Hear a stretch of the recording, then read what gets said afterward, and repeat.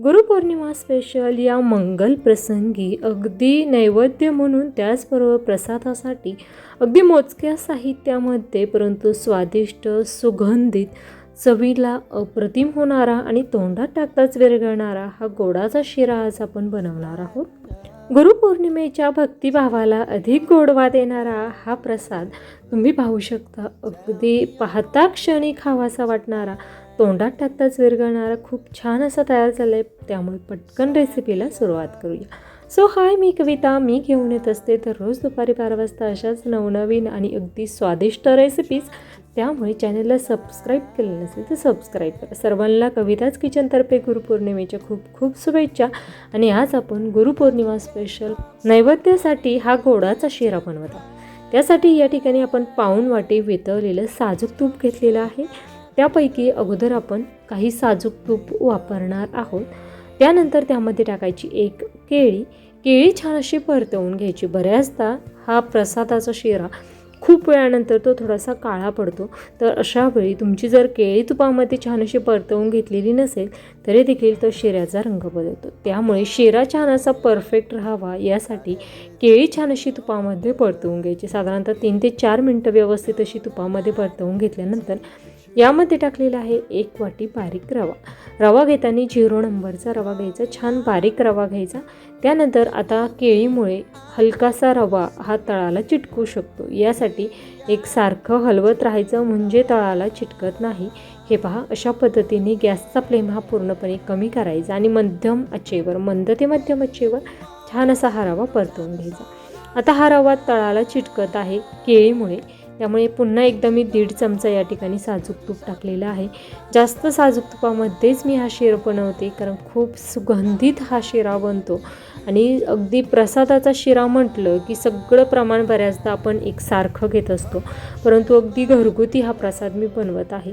ज्यावेळेस सत्यनारायणाचा प्रसाद बनवते त्यावेळेस वाटीचं प्रमाण जर असेल तर सगळं प्रमाण एकसारखं घेत असते, परंतु आज आपण घरगुती हा शिरा बनवत आहोत. त्यामुळे 1 वाटी या ठिकाणी 1 वाटी रवा घेतलेला आहे. त्यासाठी पाऊण वाटी साजूक तूप घेतलं आणि 1.5 वाटी या ठिकाणी दूध घेतलेलं आहे. रवा छान असा आपला भाजून झालेला आहे. दूध देखील छान असं उकळलेलं आहे. आता लगेचच यामध्ये आपण दूध टाकणार आहोत. आता दूध टाकताना एकाच वेळेस टाकायचं नाही, बऱ्याचदा अंगावर उडण्याची शक्यता असते.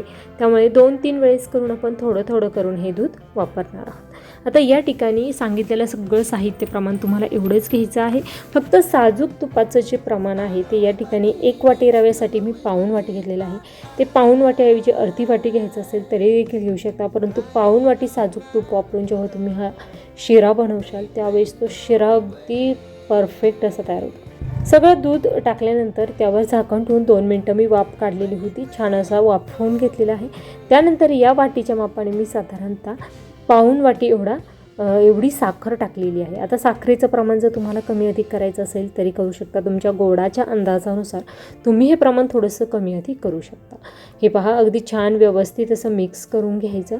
आत्ताच तुम्ही पाहू शकता की शिऱ्याला रंग किती छान आलेला आहे, कारण साजूक तूप आपण भरभरून वापरलेलं आहे. हे पहा, खूप छान व्यवस्थित असं मिक्स करायचं आणि हळूहळू साजूक तूप बाजूला होण्यास सुरुवात झाली. साखर टाकल्यानंतर एकसारखं या ठिकाणी मिक्स करून घ्यायचं. आता जेव्हा खूप जास्त क्वांटिटीमध्ये तुम्ही बनवता, 1.25 किलो प्रमाणात जर तुम्ही हा शिरा बनवत असाल प्रसादासाठीचा, त्यावेळेस ते हलवताना हात खूप दुखतात. अशा वेळेस तुम्ही झाकण ठेवून मंद आचेवर 1 मिनिटासाठी ठेवू शकता. साखर विरघळली की ते पटपट असं मिक्स करते. तर खूप छान परफेक्ट असा गोडाचा शिरा तयार झालेला आहे. लगेचच आपण यामध्ये काही ड्रायफ्रूट्स टाकलेले आहेत. त्यानंतर या ठिकाणी आपण टाकणार आहोत विलायची पावडर. साधारणतः 1 ते 1.5 चमचा विलायची पावडर टाकायची.